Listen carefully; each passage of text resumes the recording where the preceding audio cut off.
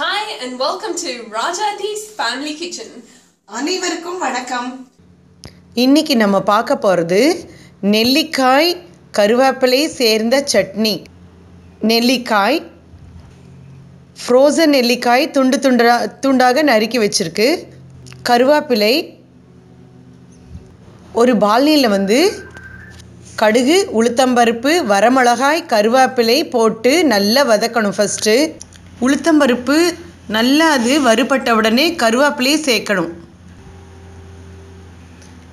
கருவேப்பிலையை சேர்த்த உடனே நெல்லிக்காயோட துண்டுகள் அதையும் சேர்த்து நல்லா வதக்கணும்.